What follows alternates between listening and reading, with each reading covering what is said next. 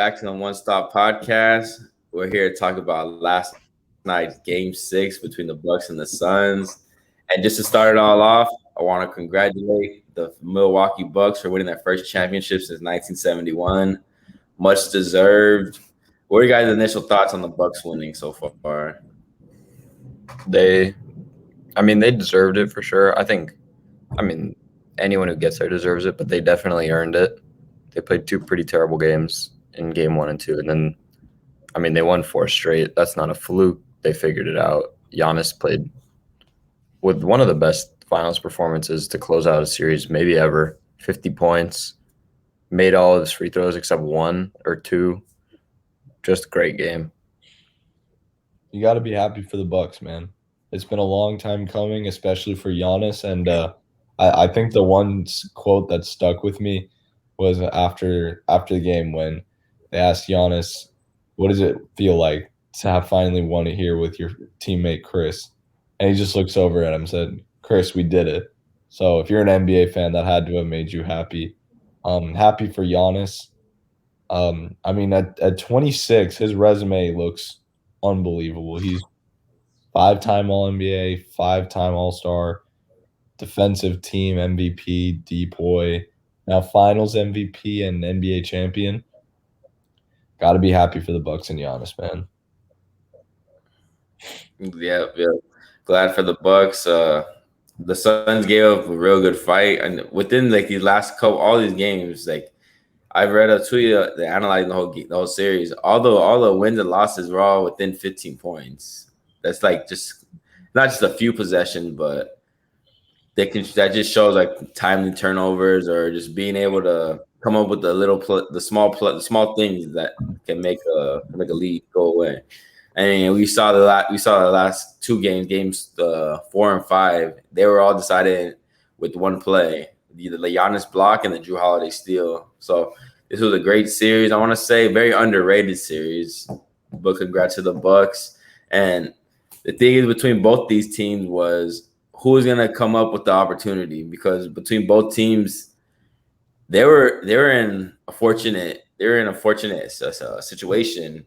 Because you look at the Bucks, they got there through the Brooklyn. And many people didn't see them going to the Brooklyn Nets, but with injuries derailed them, and they were able to get past them. And also, you look at the Phoenix Suns path over to the finals.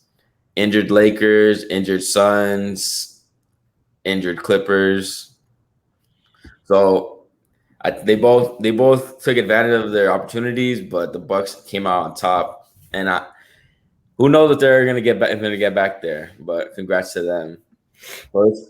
Let's talk about Giannis's big night. 50 points to close out the series. Can't get better than that. Mm-hmm. If he had any haters left, he definitely silenced them. Absolutely. And what I say, if he makes his free throws, he might be the best player in the league. And last night, he made his free throws. If he makes his free throws like that, no one's stopping him. He only missed what did he go last night? 14 of 16 from the line? Something like that. I think something like that. Yeah, 17 and 19. He only missed 2 free throws last night. And the last one he hit to get him 50. So, those free throws obviously were big, and he hit them in the biggest game of his life. So, credit to him. He showed. I think we have to consider him in that top 5 now. Just as when any player wins a championship, you've got to consider them to be in that range. So it was just one for the ages, definitely. I think he joined 4 other people to ever put up 50 in a finals game. I don't know if it was a finals game or game 7, but he joined some elite company last night. So, and again, it wasn't just scoring. Defensively, he was incredible.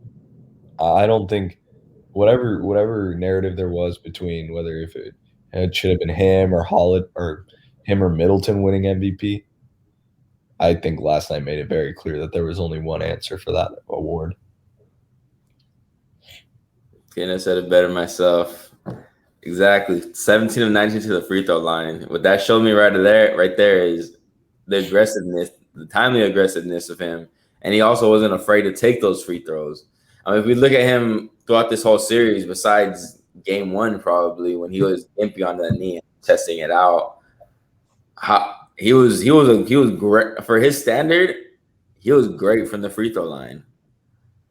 17 of 19 last night. I can't remember what it was game 5 or game 4, but I know he had also high numbers in that category. And then the stat that pops out to me were the 5 blocks that he had. And they weren't like little blocks. They were emphatic blocks. They were like he was sending a message like, you're not gonna get these easy buckets on me or my team. Like, we're closing this out tonight. So I give credit to him on the defensive end. He was there. He was in front of 8. He did a real good job in front of 8, shutting Ayton down these last couple games. Because I want to say ever since Ayton got in that game where he was in foul trouble, he hasn't been the same. He hasn't been that Ayton that we've seen throughout this whole playoff run where he was making those easy paint buckets, those putbacks, those little jump hooks. Especially last night as well. Ayton was 4 for 12. We don't really from this playoff run. We haven't really seen Ayton like that. That's kind of like with the Ayton we've been expecting, like that we're expecting to see this playoffs. But he was showing otherwise. He was showing that he was an up and coming superstar. But Giannis, former defensive player of the year, shut that down. So much credit to him. 14 rebounds, scoring after the ball hawk, 50 points. You can't ask nothing more from your top player. You just all credit to him. If, like you said, Mike, if he had any haters out there, he shut them up. Another name that was huge for the Bucks, Bobby Portis. Bobby Portis has 16 points in 23 minutes, 6 of 10 from the field, 2 of 5 from the 3, and 1 block. You can't ask for a better role player than that. What are you guys' thoughts on Bobby Portis coming through for the Bucks? I mean, he's like a fan favorite in Milwaukee. He has to be now, just because of his like antics that he does when he got the technical and he was running around like a little kid. But I mean, like you're saying, he's a perfect role player, perfect especially for this team when they want to when they bring him in instead of Lopez. They can pretty much switch 1 through 5 on anyone because while he's big, he's still fast, so he fits into the defensive scheme really well. Offensively, I mean, 6 for 10, 16 points. You can't really ask for much more from a bench guy. He's efficient. He scores some points. I mean, he scored all their bench points, but it turned out to be enough. So, I mean, I've seen him since he was in Chicago, and he's definitely come a long way. So, I'm happy for him.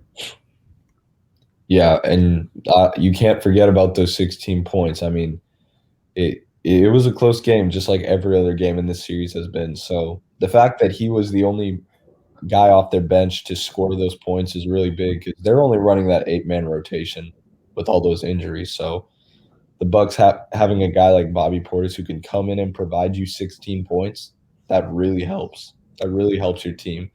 And in addition to Giannis's 50, the fact that they still only won by 8, something like that. They didn't win by a lot. So it was 7. Yeah. They won by 7. So every point matters. Bobby Portis, you've got to be happy for him too. I think you've just got to be happy, not just for Bobby Portis, but every guy on that team. I mean, everybody who was on that team won their first ring yesterday. So I think everyone came up big. And the fans showed love after the game when they started chanting Bobby, and he came up there and said something. They asked him a question. So I think he said it best, that the city saved him. He said it was the best decision of his career. And so he loves the city loves him, and he came up big when it mattered. So this is a big game for Bobby Portis and one that he'll look back on in his career for sure. Bobby Portis has been a beast this entire playoff run. If anyone had doubts on him before, because he was always a good big that could put up numbers for a bad team. but now he's showing that he's a championship caliber player. And the 16 points, and I didn't know he scored all the points, all the bench points. I didn't either. I didn't know that. I'm looking at the stats right now. I'm like, oh man, he did.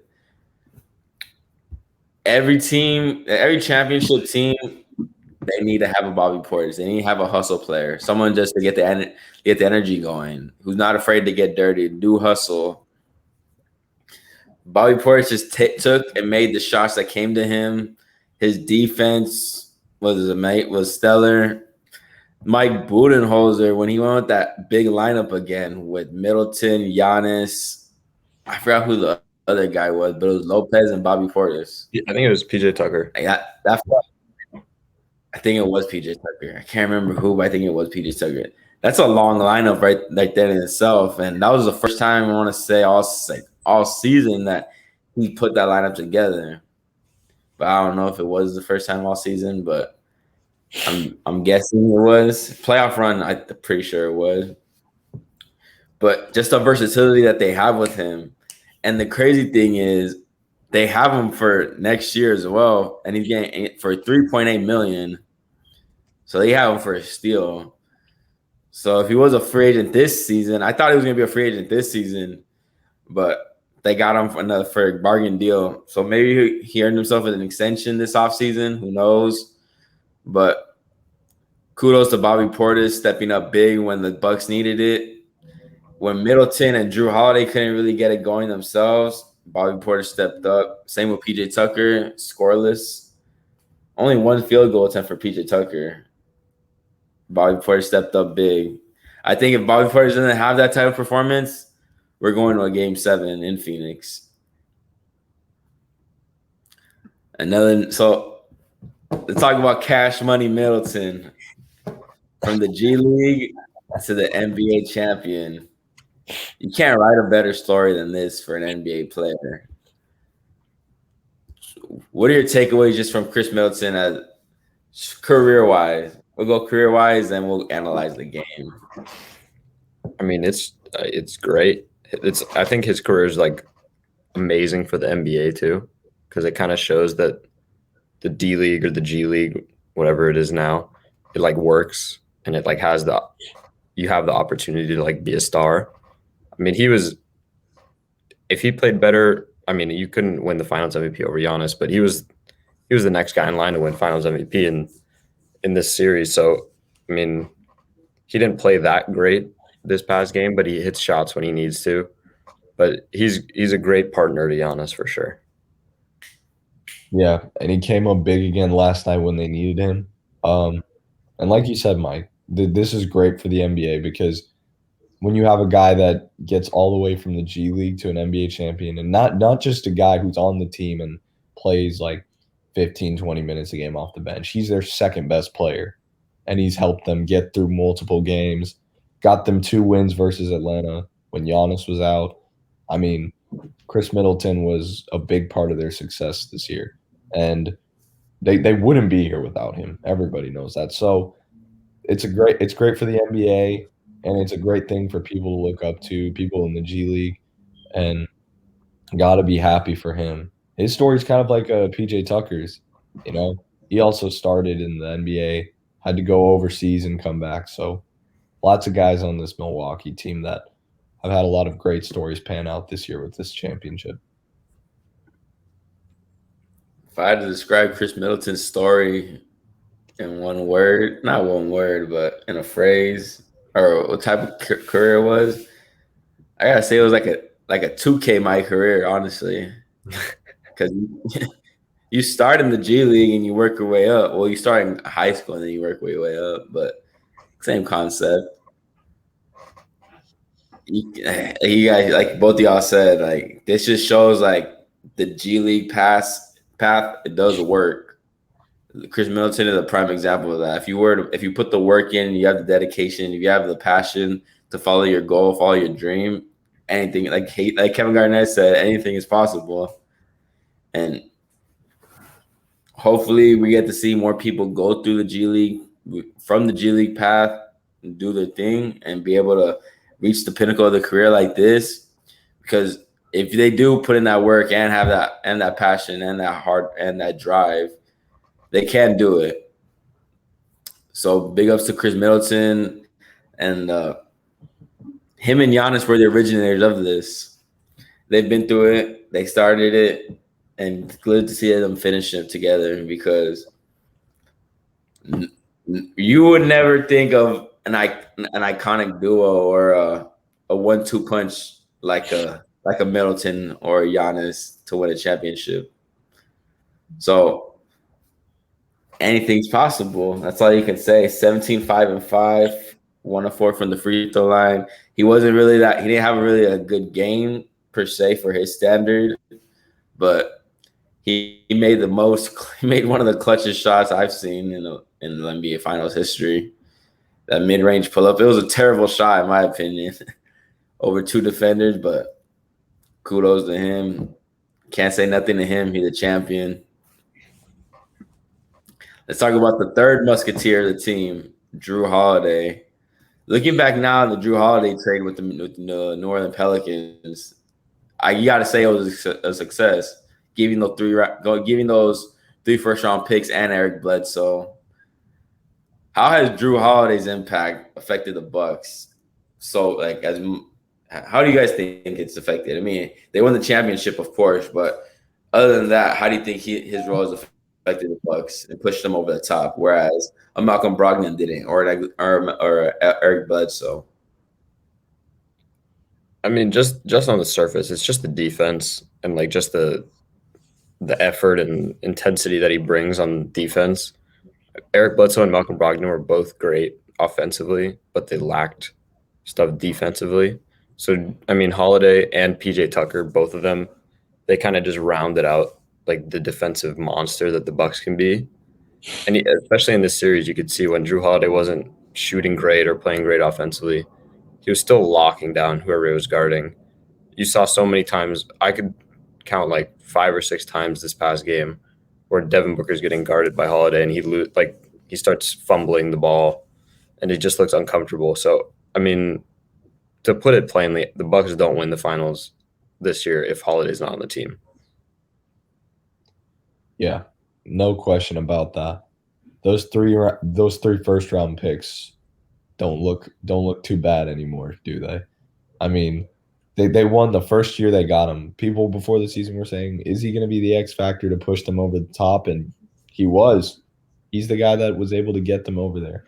I mean, he can score the ball too. I know he had a pretty bad shooting game yesterday, but he still had 4 steals. And he was doing everything else, 11 assists, I think 9 rebounds. So that contribution always helps. And his defense, I know we talk about it, it's a big uplifting and presence for the Bucks, but I really feel like people don't talk about just how important it is. I mean, it's not just the fact that he gets steals or he's making Booker uncomfortable.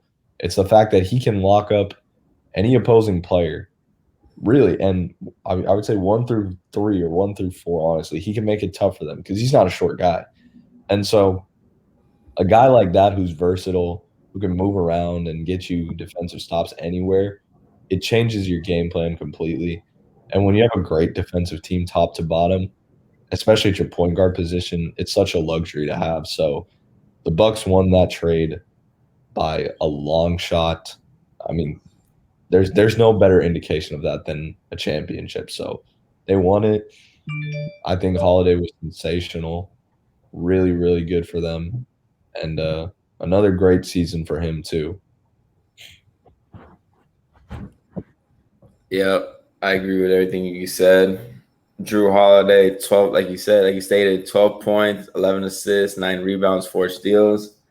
When you look at his shooting, it's not pretty. It's not pretty at all. Compared to, if you look at him, his shooting throughout the whole finals, it wasn't that good. If we're being honest. Other than Game 5, he hasn't been shooting the ball really well. So I come to expect the shooting woes already, but it's the other little things like you said, the defensive end, 4 steals, 11 assists. So he is getting even though he's not scoring, he is getting the ball. He is getting the ball in the basket via assist wise, and also rebounding. Drew Holiday is one of the best rebounding guards in the league. If not Westbrook, Holiday's number 2 for sure behind Westbrook. His impact in this whole series and this whole season is just I never viewed Malcolm Brogdon or Eric Bledsoe as a defender as Holiday. I don't think anyone ever did. But that just shows that you get that veteran leader who's willing to put his foot down, get in the defensive stance, and lock up whoever's in front of him. Those are the type of players you need. Those selfless players who's going to do whatever it's going to take to win for the team. Holiday was always either number 1 or number 2, whatever team he was. To downgrade all the way down to a number 3 and have no complaints about it, that's the type of player that you need. Those type of players that just do whatever they want, whatever it takes to win. And it's a sweet ending for him because we talked about it over the past couple of seasons where Holiday needs to leave New Orleans. He needs to get into a winning situation. He needs to be free. And it's glad to see that everything panned out for him, as well as Anthony Davis when Anthony Davis left as well. Like, those were the main 2 that everyone wanted to see, like, leave New Orleans and have an opportunity to win championships. And I'm glad that they both had the opportunity and actually got the job done. Who knows? Maybe we'll see the same with Zion. It's too early to say that. You're gonna scare the Pelicans fans. Zion's out of there. He's championship bound. If he leaves, he's championship. That's a discussion for another day. But Drew Holiday, that trade was if they could do that trade all over again, they would do it again in a heartbeat, knowing what they just did. Let's go to the Phoenix side. So the Phoenix Suns, this was their first playoff run. This is the first time in the playoffs since 2010 when they played the Lakers. In Devin Booker's postgame interview, they asked him about not this particular question, but they asked him about the playoff run. And he told them that they skipped a couple steps. They didn't really have the growing pains like the Bucks did, where they lost in the second round in the Western Conference Finals again in the second round last season. They didn't have none of that. They just went literally as far as Chris Paul, Ayton, and Booker took them. That's how far they went. So now you could say that this is their first growing pain, and it's going to be a hard pill to swallow because look at how far they went in their first year together. They went all the way to the championship. It's going to be hard to replicate that. So where do you guys think the Suns go from here? What's the next step? Because it's going to be hard to go back to the finals. So, what's the next step? I mean, I have a fear that it's going to be like the Heat from last year, that they went all the way and then they kind of fizzed out the next year. Because I think you can kind of justify, like, we got to the finals with this team. I mean, I know they had injuries in all the previous series, but they still got there. That's still an accomplishment. So they could very well, I see them just running it back. Like maybe, I mean, they're going to have new rookies. Maybe they sign like a role player, but I don't see any big trades or anything because, I mean, they're technically the second best team in the league.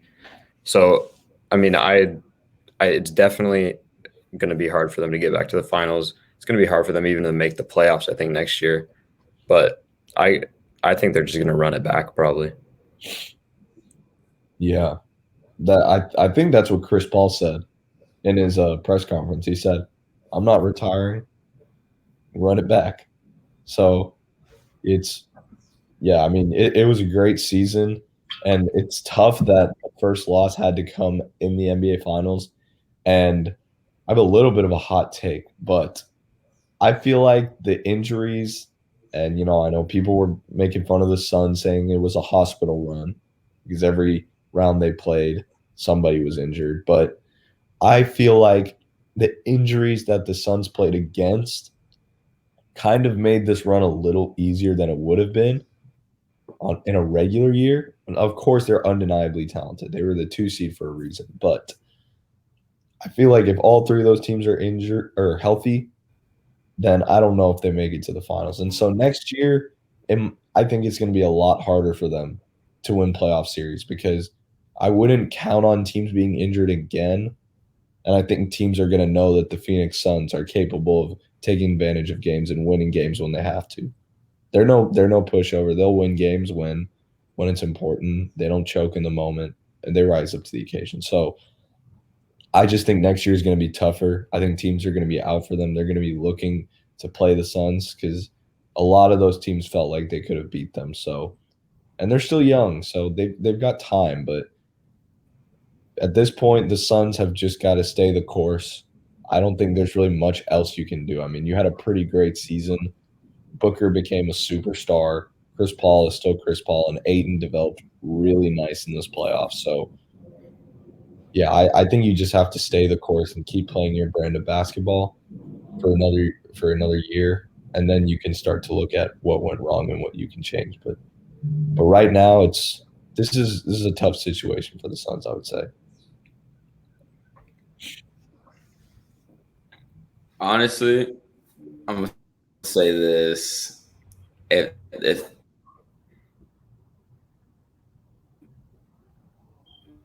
depends if Chris Paul comes back to the Suns, because Chris Paul was that mentor role. He was that vet presence, and you can't bring anyone to replicate his efficiency or what he brings to the team, because there's only one of those type of players they're very few out there.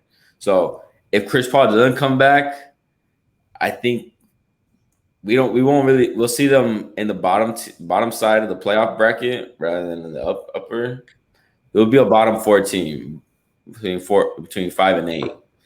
For sure they won't be top 4. So Chris Paul, it all depends on Chris Paul. I think Booker learned a lot from this. But we're gonna go to Booker later. But I'm not sure where they go from here, honestly. It's on Chris Paul's hands. It's all on Chris Paul's hands, and whether or not they can get other free agents to come. Because I want to say a majority of the team is signed. I know Drake Crowder is signed for a 3-year deal last offseason. So he's there for a while. DeAndre Ayton's still on his rookie contract. So they still gotta take advantage of that while they're on that. Booker's not going anywhere. He's locked up. Mikal Bridges, they're going to have to pay him soon. So hopefully, who knows? Who knows how it's going to go down? It all depends on Chris Paul. And I'm going to take it from that. I'm going to leave it at that with the whole where they're going to go from here. As soon as we find out what Chris Paul's decision is, because he said he's not, like you said, he's not retiring. And I don't think he should retire in any way because at 30, I want to say he's 36. Although he did not perform as we expected of him in the finals, he still outperformed a lot of people this entire season and this playoff run. So yeah, it's all going to depend on Chris Paul. And speaking of Chris Paul, how is this finals loss going to affect his legacy? All right. I'll go first because I've got a lot to say on this, but I'll try to be brief. A lot of people may disagree with me on this. A lot of people may not like me for this, but I don't think he can be top 5 in point guards. I don't think he is. I've still got Magic, Curry, Oscar, and I think Stockton and Isaiah Thomas are still both better than him. Because the only other guy on that list that doesn't have championships is Stockton. And Stockton's got the all-time steals and all-time assists, and he's got defensive teams too, and 2 finals appearances to back it up. We all know how great Chris Paul is. The Chris Paul effect is honestly one of the most impressive things I've ever seen watching the NBA. Wherever he goes, he wins, which is, I think you can only really say that with a few players. And I'm talking like LeBron players, KD players, Kawhi players. So he's just a great guard to have on your team. He wins wherever he goes. He's always been a winner. But to be up 2-0 and then to lose 4 straight, then to mock Giannis about his free throws and all this stuff, and then lose game 6. And I didn't even really see him congratulate those guys. He kind of just ran back there. I mean, Chris Paul's a great player, obviously. There's no doubting that, but I just don't see how you can put him in that top 5 anymore, because the other guys' resumes, they just match up a lot better against his.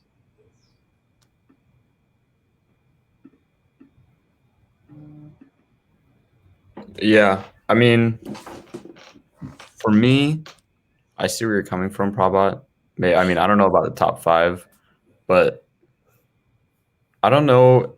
I don't think it affects it that much because he'd never been to the finals before. So it wasn't like he's someone who keeps getting there and losing.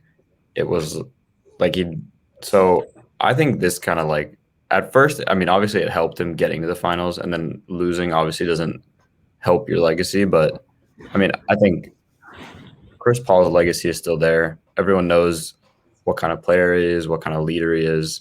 So I don't think that can change from this finals loss. If he had won, I mean, he'd probably be, I think he slides into the top 5 for sure, but he didn't. But I mean, maybe you got to tie Scott Foster's legacy with Chris Paul's after all the games Scott Foster referees when he loses. But 16 straight. That's pretty. That's bad. I'm kind of surprised they had him do the finals games, but that doesn't matter. But I mean, I've always watched Chris Paul since he was in New Orleans. I mean, I know what his legacy is. I know what it should be. So I don't think it affects it that much. I mean, with Chris Paul, throughout his whole career, especially in the playoffs, what the one narrative that's always been there with him as always coming up short, flaming out, injured. And then throughout this whole playoff run, we saw all that. Injured. We saw him injured in the first round against the Lakers when his shoulder I don't know what happened to his shoulder, but he couldn't shoot the ball right. But thankfully that Ayton and Booker were enough to beat off the Lakers. He had his great performances, especially against the Nuggets when he came back. When he dropped that 40-piece to close it out. And then he just this fight in the finals, I expected way more from Chris Paul, especially from the fact that it was his first finals appearance. He waited 16 years to get to this point. He's been there and done it all, literally. He had multiple All-Stars. He had defensive player. He had defensive all teams, first team, all defense, All-Star appearances, Olympics, playoff experience. He's done it all. Chris Paul has literally done it all. So I expected him to take advantage of the moment and seize it, but that just wasn't the case. I think the main takeaway from Chris Paul in this finals was he could have done more.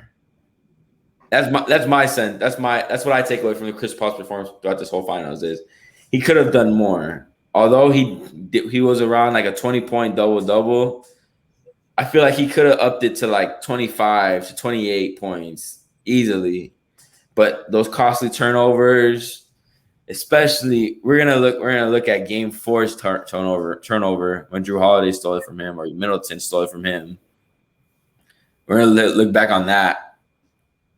It's just those little errors that happen. That it's the little things that honestly define that doesn't define someone's career, but they define the outcome of whether they're a champion or not. So I think that's going to be the takeaway of Chris Paul for me. And does it affect his career? I would say no. It just confirms what it is already, that he always coming up short. Yeah, that's kind of what I wanted to say. I don't think it hurts him per se. I just think it kind of it's like further proof for what we've already thought about Chris Paul. we know he does everything else. Like, we know he's a great player. But the one thing that people have always critiqued him for is not being able to win a championship.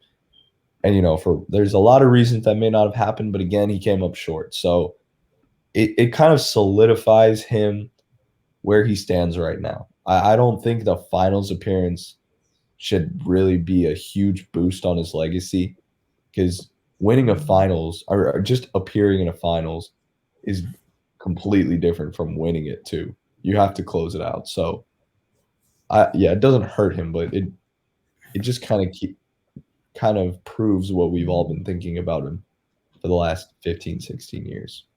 Yeah, it won't affect his legacy like how it affected it won't in a positive way. I'm talking about right now.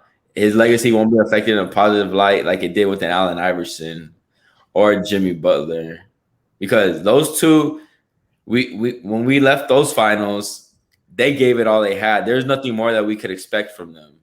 But with Chris Paul, I feel like he did leave some stuff on the table, whereas those two didn't. They just left it all out there. They did all they could for their team. So yeah, it just confirmed what we knew about Chris Paul already. And let's talk about Chris Paul's other backcourt mate.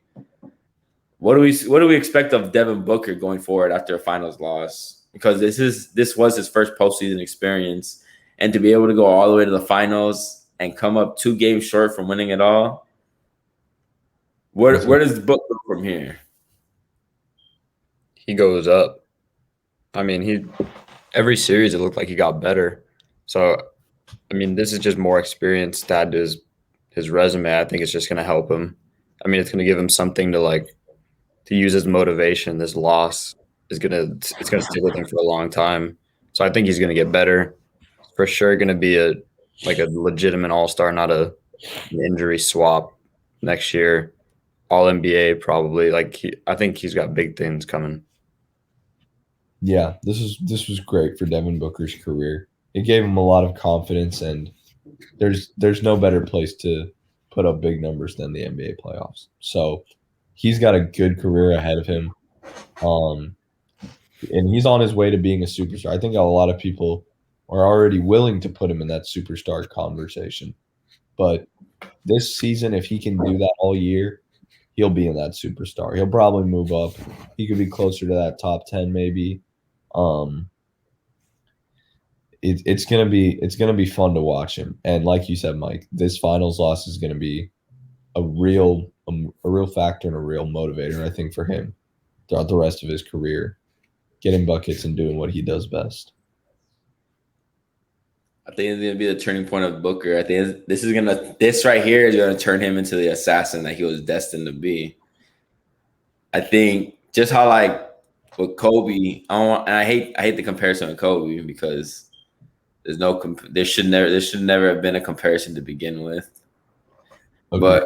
But when Kobe missed those 3 air balls, that's what made him. Not saying that Booker played short or he didn't perform well, because he did the best he could, especially when Chris Paul wasn't really I want to say he wasn't helping him, but he could have, like we said earlier, he could have done more. But back to Booker, I think this is gonna make Booker into the assassin that he was destined to be. I feel like the league is on watch now for the next 5 to 10 years. They should be on watch with him. I think we are going to come to expect a couple, maybe 1 to 2 MVPs out of him. I think him and Ayton are going to grow into one of the best 1-2 punches in the league for years to come. But in the short term, I think he's going to ball out in the Olympics. He's going to take hey, I didn't win a championship. I might as well win a gold medal while I'm out here. So it's not the NBA Finals, but it's a good consolation prize if he can come back with the gold medal. And I think that hunger and that desire is going to be there. But who knows if he can get back to the finals? Everyone's coming. A lot of teams are coming back full strength next season. You have the Warriors, you have the Lakers. Who knows what the Clippers are going to do? You have a lot of teams that are going to come back fully healthy. The Nuggets. Yeah, it's going to be a while before Book gets back. The Blazers. I think the Blazers are. I still think the Blazers are a better team than the Suns. Like talent wise. I don't think the Suns are going back to the finals in like 6 years. Yeah, I don't think so. But that's going to go into our last topic right now. Who's more likely to get back to the finals between the two? And why? It's the Bucks by a long shot. I don't think it's even close. I mean, the difference between these two teams is that the Bucks have a DPOY and an MVP in one player. And so a guy like that, I think he proved last night that he's one of those guys that is just going to make your team win. He's ready. Giannis has arrived. He's here. He's ready to get to that moment. There's not much you can say about them. And honestly, the East is no pushover because you've still got Brooklyn, who was injured this year, and they were like a toenail away from being eliminated. So there was some luck that went into this run this year, but I think winning a finals does a lot more for a team's chances to go back and win another one than losing and having that as a source of motivation to go back for one. Because it's tough. In the Western Conference, honestly, it's not even the Suns' fault. Chris Paul's getting older. I don't think he's going to be there for like another 3 years. He'll be out on his way out soon, and they're going to have to pick up some more talent. But I just don't know how the Suns are going to get back soon. It looks rough right now for them. I mean, it's pretty much the same. It's the Bucks for sure. I mean, they are in the East, which is a little easier, but I don't even think it's that. I think if the Bucks were in the West, they'd still be like challenging for the finals every year. Their team is just so much better than what it was last year with all the additions they made, like with Portis, with Holiday, with Tucker. They're just like perfectly rounded. They have a player that fills every category. I mean, I wouldn't be surprised if they get back next year. I mean, seeing how they played in the finals, I would take them pretty much in any series against any team right now. But of course, they did get it. There's always some luck in winning a finals. You have to be lucky at points, but it's no fault to the Suns. The Suns are a great team too, but the Bucks are they're just better. Yep. So it's a sweep. We're all saying the Bucks. When you have a generational talent like Giannis, you gotta take advantage of that. And I think the Milwaukee Bucks they have took advantage of what they have in front of them, and they have him for another 5 years. So continue to surround him with the talent that he needs, and you're gonna be able to go to the finals. Although Brooklyn, that three-headed monster in Brooklyn, is no slouch. I can't even say they proved, because when they were healthy, they just dismantled the Bucks. But between the two, we're not gonna go into that Brooklyn discussion. That's for another topic for another day. But between these two teams, it has to be the Bucks, and for the simple fact that Giannis, it's a guards league, but a big man will always be a dominant force and will always be that one player that can just dominate and destroy another team inside.